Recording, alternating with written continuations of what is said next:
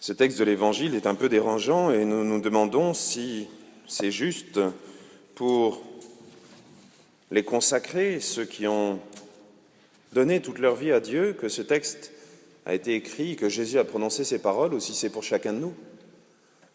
Et même si c'était seulement pour les consacrés, il est quand même un peu dur. Alors aujourd'hui, vous le savez peut-être, cet après-midi, il y a un diacre qui va être ordonné prêtre pour le service du diocèse, de notre diocèse.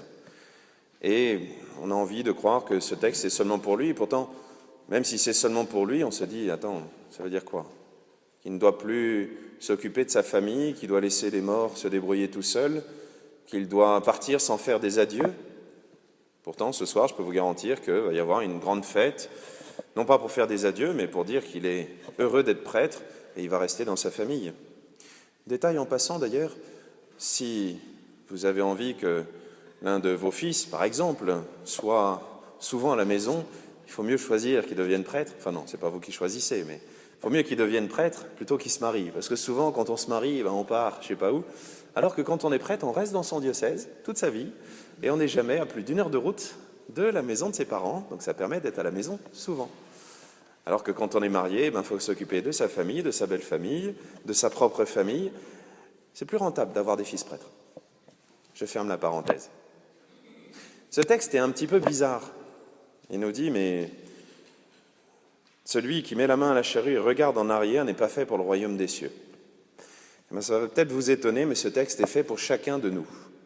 Chacun de nous, nous devons choisir Dieu en premier.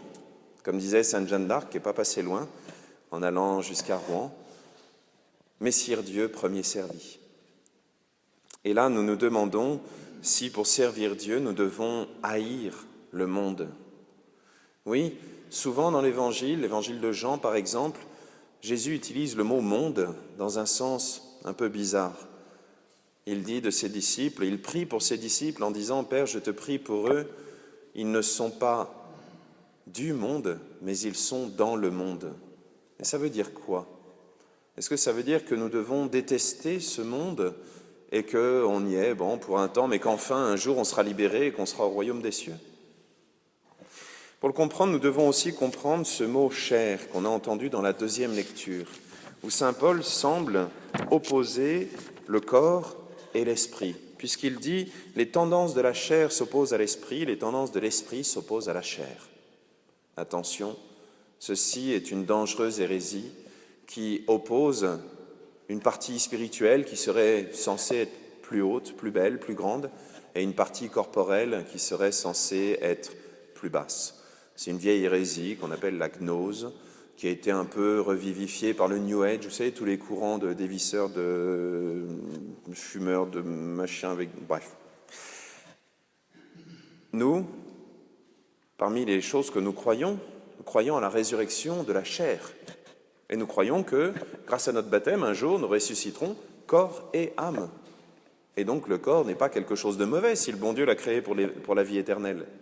D'ailleurs, s'il l'a créé, c'est que ça doit bien servir à quelque chose, logiquement.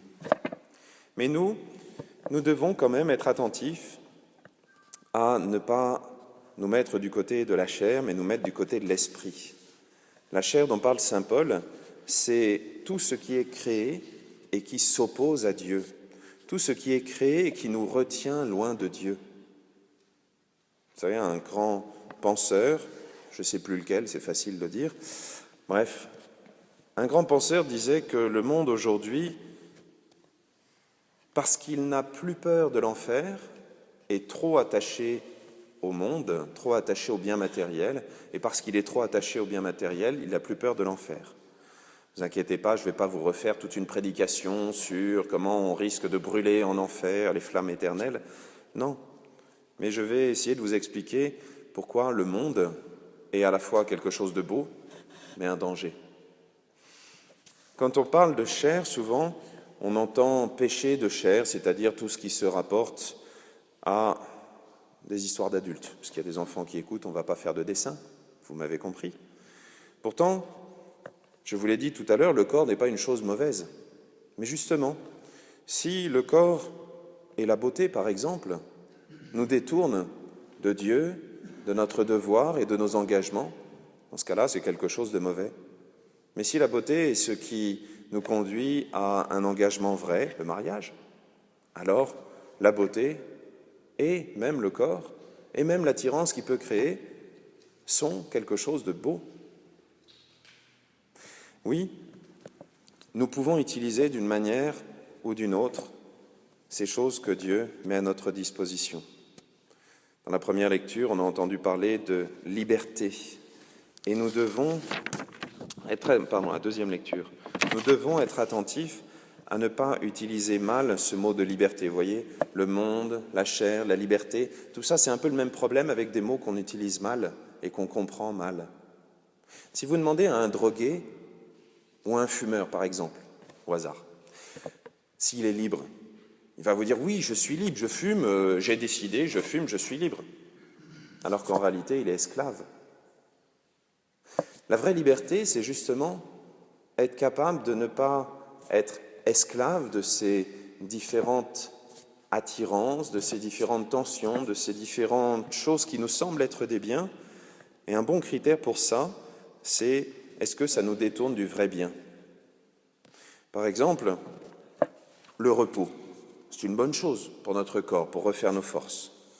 Mais si notre repos, le désir de se reposer, nous empêche de nous lever pour aller à la messe le dimanche matin, c'est que peut-être notre paresse est devenue, notre désir de repos est devenu une paresse, ou peut-être notre désir d'être ami avec d'autres personnes s'est un peu prolongé trop tard dans la nuit et est devenu simplement un désir égoïste en oubliant nos devoirs.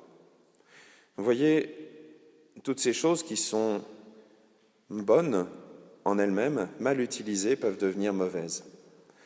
Aujourd'hui, je vous propose un petit exercice, puisque les vacances vont commencer dans peu de temps. Et cet exercice, c'est de choisir la première place pour Dieu. Par exemple, le matin, lorsque nous nous levons, de choisir quel moment nous allons consacrer à Dieu pour la prière. Comme chrétiens, nous devons prier chaque jour. Normalement, ça devrait être chaque matin et chaque soir, mais nous pouvons chaque matin choisir un moment que nous allons passer avec Dieu, même si c'est quelques secondes. Bon, le plus simple, souvent, c'est le matin même quand on se lève. Comme ça, on est tranquille, et puis on peut commencer le reste de la journée. Après, on a placé Dieu au début, c'est bien. Il y a un autre moment qui peut être bien, par exemple, pour des familles qui ont des enfants, c'est le moment où on va se coucher. Le soir, juste avant d'aller se coucher, prendre quelques minutes, ça fait une belle transition, ça. Quelques minutes ensemble, en famille. Une famille qui prie, c'est beau, ça. Avant d'aller se coucher, pour dire le Notre Père. Remercier Dieu pour cette journée et lui confier une belle nuit de sommeil.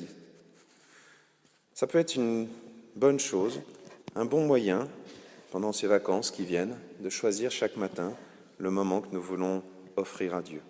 Eh bien, que Dieu nous aide à grandir en liberté, à grandir, c'est-à-dire à savoir lui garder la première place, à savoir être les maîtres de notre vie. Amen.